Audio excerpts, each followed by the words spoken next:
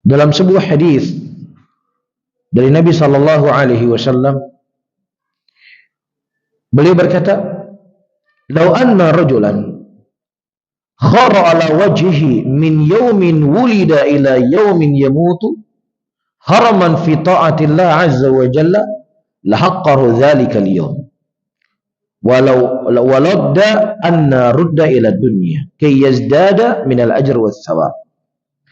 Kalau ada seorang laki-laki yang dia tersungkur untuk beribadah kepada Allah Subhanahu wa taala dari semenjak dia dilahirkan sampai dia mati dalam ketaatan, 24 jam hidupnya dalam ketaatan kepada Allah Subhanahu wa taala, maka niscaya ketaatan yang begitu banyak dia lakukan ini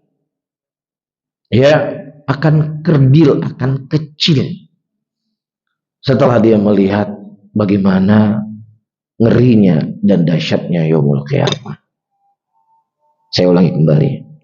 Ada seseorang, Rasulullah melogikakan, seseorang yang dia menghabiskan waktunya untuk berbuat ketaatan kepada Allah, seakan-akan dia berbuat ketaatan dari semenjak dia lahir sampai dia mati, hidupnya tidak henti dengan ketaatan.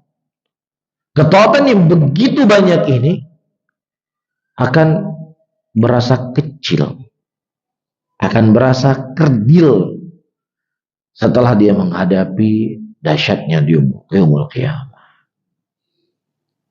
Dan sebagai penguat datang hadis yang lain, ketika orang-orang sedang menunggu dan menanti dia akan masuk dalam surga ataukah dia akan masuk dalam neraka.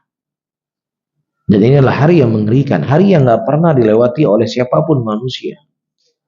Sebagaimana disebutkan oleh Al-Imam Hasan Al-Basri rahimahullah, ada 2 hari dan 2 malam yang sangat mengerikan, yang itu tidak pernah dilewati oleh siapapun dari manusia. Kecuali setelah dia menghadapinya.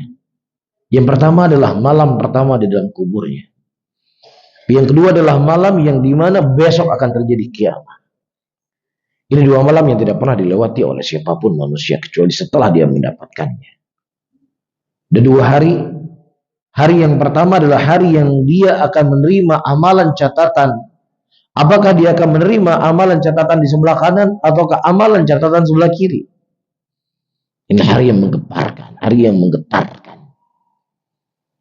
Dan kemudian hari, apakah dia akan masuk ke dalam surga ataukah dia masuk ke dalam neraka? Di tengah kegalauan, manusia-manusia pada waktu itu mendatangi para nabi dan rasul yang mereka telah mengumpulkan seluruh kebaikan yang ada. Dan ternyata ketika mereka mendatangi para nabi, memohon kepada para nabi agar mereka berdoa kepada Allah untuk Allah mensegerakan terjadinya hisab. Mereka menjawab, kami bukan orang yang pantas untuk kalian minta. Nabi Adam menjawab demikian, Nabi Musa menjawab demikian, Nabi Nuh menjawab demikian, Nabi Isa menjawab demikian. Nabi Ibrahim juga menjawab demikian. Kami bukan orang yang pantas untuk kalian minta tolong. Masing-masing nabi tersebut menyampaikan udzur-udzurnya mereka. Yang padahal itu bukan dosa, bukan maksiat. Sesuatu kesalahan yang mereka lakukan tanpa sengaja. Nabi Musa memukul seseorang tanpa sengaja, orangnya mati. Itu pun beliau sudah bertobat kepada Allah dan Allah telah menerima taubatnya. Tetapi amalan yang begitu besar itu para hadirin, dengan satu kesalahan yang tidak disengajakan, mereka tidak berani mengangkat wajahnya berdoa kepada Allah Subhanahu wa taala. Jadi apa yang mau kita banggakan dengan amalan kita? Apa yang mau kita banggakan dengan kebaikan kita? Apa yang mau kita banggakan dengan ilmu yang sedikit yang kita punya? Apa yang mau kita banggakan pengorbanan yang telah kita berikan? Maka dengan kondisi seperti ini para hadirin dan hadirat, amalan kita, sebanyak apapun amalan kita tidak bisa membeli surganya Allah Subhanahu wa taala. Tetapi masuknya seseorang ke dalam surganya Allah dengan rahmatnya Allah.